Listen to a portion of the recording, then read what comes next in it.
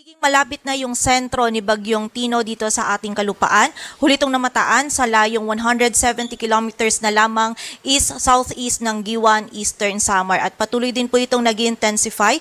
Taglay na nito ngayon yung lakas ng hangin na 130 kilometers per hour malapit sa sentro at pagbugso na umaabot sa 160 kilometers per hour. Pakanluran pa rin po yung pagkilos nito sa bilis na 20 kilometers per hour, and simula po kanina ay nararamdaman na yung mga malalakas na hangin and also yung mga malalakas po na pag-ulan na dala nito, lalong-lalo na dito sa may bahagi ng Visayas, maging sa silangang bahagi din ng Mindanao at ilang areas pa po ng Southern Luzon. At sa mga susunod po na oras ay mas mararamdaman pa nga po natin yung epekto nito sa malaking bahagi ng ating bansa. And bukod po dito kay Bagyong Tino, meron pa tayong other weather systems na nagdudulot ng mga pag-ulan for most areas of Luzon. So ngayon po, na-expect natin yung shear line, magdudulot din po yan ng mga pag-ulan dito sa Metro Manila, maging sa bahagi din ng Central Luzon, sa area ng Isabela, maging sa bahagi din ng Calabarzon. So posible pong hanggang sa mga paminsan-minsan ay malalakas yung pag-ulan na ating mararanasan, kaya naman doble ingat din sa ating mga kababayan. And bukod din po dito, yung amihan ay magdudulot din ng maulap na kalangitan at mga pag-ulan dito sa bahagi ng Ilocos Region, Cordillera Administrative Region, maging sa area din po or nalalabing bahagi pa ng Cagayan Valley. And bukod din po dito, ang amihan ay magdudulot din ng maalon na karagatan dito po sa may seaboards or ilang seaboards ng northern at eastern seaboards ng northern Luzon. And bukod po sa mga weather systems na ito, kanina pong 2:00 ng hapon, meron tayong namataan naman na isa pang low pressure area sa labas ng ating area of responsibility. Ang last location nito ay 2,320 kilometers silangan ng northeastern Mindanao. Posible po itong maging isang ganap na bagyo within the next 48 hours. Sa ngayon, wala pa po itong epekto sa anumang bahagi ng ating bansa, ngunit by weekend, nakikita po natin na papasok ito sa loob ng ating area of responsibility. For now po, mataas pa yung uncertainty ng track nito, nakikita po natin, pero hindi po natin i-roll out yung landfalling scenario natin, most likely dito sa area ng Luzon, but meron po tayong other scenario na magre-recurve lamang ito at hindi ito tatama sa anumang bahagi ng ating kalupaan. But then, dahil po LPA pa lamang ito and malayo pa sa ating kalupaan, ay mataas pa po yung uncertainty natin, but continuous monitoring pa rin and patuloy na magantabay sa updates na ipapalabas po ng Pag-asa.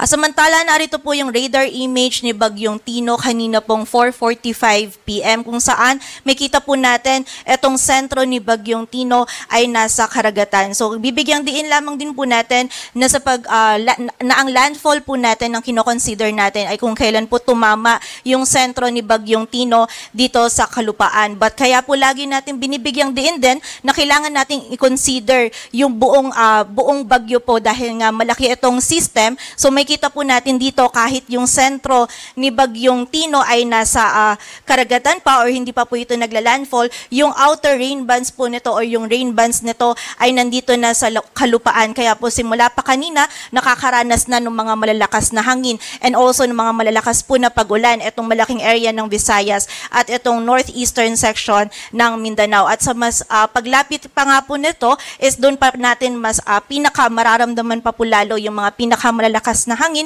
and pinakamalalakas na pag-ulan na taglay nito.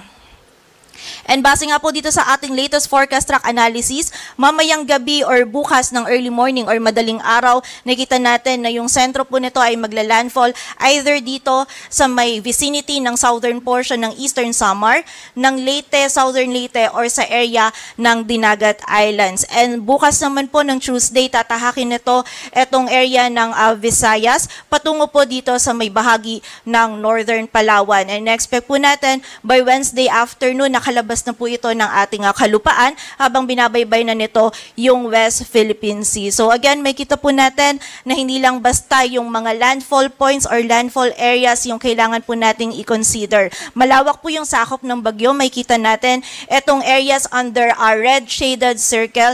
Dito po mararamdaman yung maximum winds na dala ni Bagyong Tino. Samantala, ito naman pong yellow shaded circle, ito naman po yung mga malalakas din na hangin na dala nito. So again, kailangan po natin i-consider yung buong bagyo. So ina-expect po natin sana nakapaghanda yung ating mga kababayan sa malaking bahagi ng Visayas, maging dito din po sa area ng Southern Luzon at yung malaking area din po ng Mindanao. And in terms of intensity naman, nakikita natin na throughout its passage ay patuloy pong ma-maintain nito yung typhoon category. So nakikita po natin malakas hanggang sa mapaminsalang hangin yung dala po nito, kaya naman pag-iingat and pagiging alerto po para sa ating mga kababayan.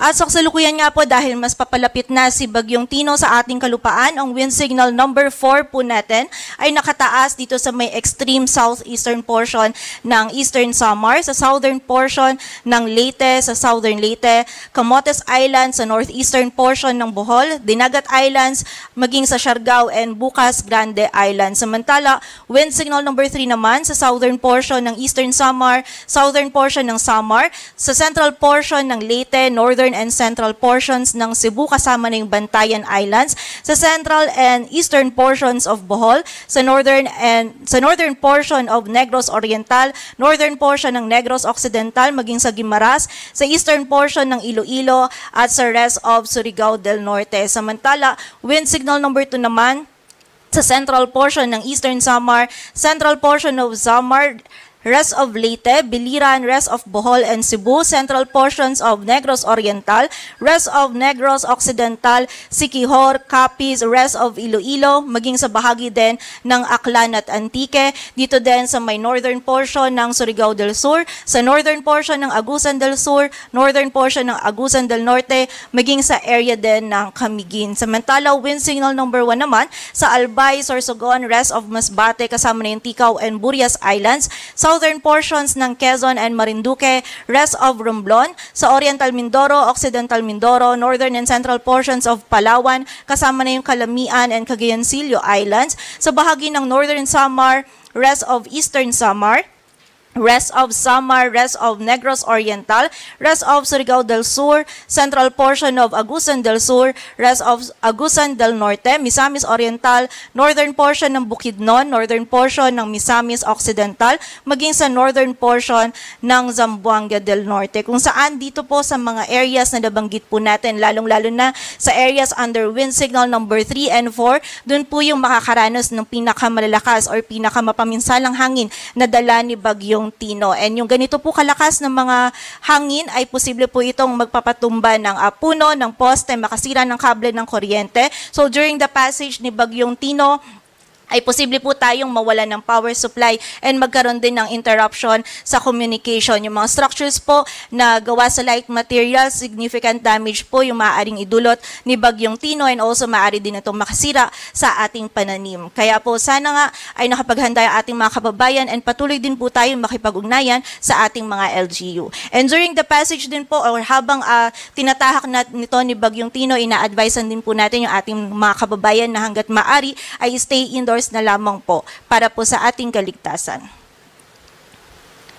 Samantala, bukod po dito sa mga areas natin under wind signal, dulot po ng amihan makakaranas din ng bugso ng mga malalakas na hangin.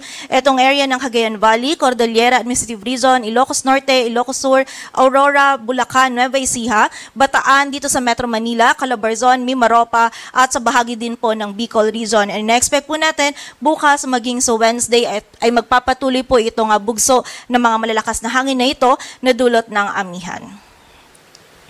And sa kasalukuyan nga po, ito yung mga areas natin kung saan may nakataas na po tayo na heavy rainfall warnings na pinalabas po ng ating PRSD as of 5 p.m. today. So meron na po tayong mga nakataas na yellow warning for the northeastern portion po ng Mindanao. Dito din sa may Camiguin, Misamis Oriental, sa bahagi din po ng Agusan del Sur, dito din sa ilang areas ng Surigao del Sur at sa Agusan del Norte. Samantala, meron din po tayong yellow warning dito sa may Sorsogon, maging dito din po sa area ng Camarines Norte at dito sa Occidental Mindoro. Samantala, orange warning naman po dito sa may Surigao del Norte, Dinagat Island sa malaking bahagi or dito po sa area ng Northern Samar. Samantala, dito din po sa bahagi ng Negros Oriental. And red warning na po yung ating heavy rainfall warning na ipinalabas ng ating regional offices dito sa may Panay Island and also dito din sa may Guimaras, Negros Occidental, sa Cebu, Bohol, maging dito din sa Leyte, Southern Leyte, Biliran, dito din sa bahagi ng Samar at Eastern Samar. So sa kasalukuyan po, ito naman yung rainfall outlook natin or yung 24-hour rainfall forecast kung saan ngayon po hanggang bukas ng hapon ay marami pa rin po yung mga pag-ulan na ating mararanasan. More than 200 millimeters of rainfall pa rin dito sa Eastern Samar, Leyte, Southern Leyte, Dinagat Island, Cebu, sa bahagi ng Negros Occidental, Guimaras, Iloilo, Capiz at Aklan. Ito po yung time kung saan naglandfall or nagkaroon na ng initial landfall itong si Bagyong Tino, and binabaybay na rin po nito itong area ng Visayas. Samantala, 100 to 200 millimeters of rainfall naman dito sa Oriental Mindoro, Romblon, Masbate, Sorsogon, Northern Samar, Biliran sa bahagi ng Antique, Negros Oriental sa Siquijor, Bohol, Camiguin, Agusan del Norte at Misamis Oriental maging sa Surigao del Norte. Samantala, 50 to 100 naman po sa rest of Bicol region maging sa Batangas, rest of Mimaropa,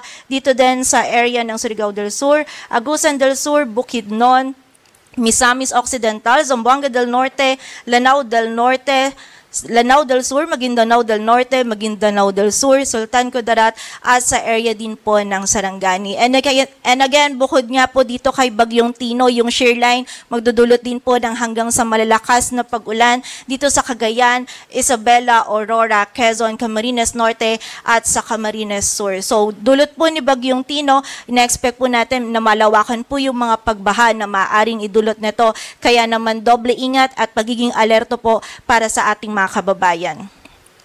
Samantala, bukas po ng hapon hanggang sa Wednesday ng hapon, ito naman po yung time na tinatahak na ni Bagyong Tino itong Sulusi palabas po ng ating kalupaan. Posible pa din yung hanggang or more than 200 millimeters of rainfall dito sa area ng Palawan, Antique at Aklan, 100 to 200 naman dito sa Oriental Mindoro, Romblon, Capiz, Iloilo, Guimaras, Negros Occidental, maging sa area ng Cebu. Samantala, 50 to 100 naman sa Occidental Mindoro, Batangas, Marinduque, sa Masbate, Biliran, Samar, Leyte, Southern Leyte, Bohol, Negros Oriental, Camiguin, Siquijor, Agusan del Norte, Misamis Oriental, Misamis Occidental, Zamboanga del Norte, at Lanao del Norte. Samantala, ang shear line din po ay patuloy din magdudulot ng mga pag-ulan. Marami na po yung mga pag-ulan na idudulot nito sa Aurora at Quezon. Samantala, meron pa rin mga pag-ulan sa Isabela, Camarines Norte, and Camarines Sur. So, expect po natin ay hanggang bukas po and Wednesday afternoon, meron pa rin po tayong banta ng mga pagbaha at pagguho ng lupa dulot po ni Bagyong Tino, and for the area ng sa eastern section ng Northern and Central Luzon at Southern Luzon ay dulot naman po ng shear line.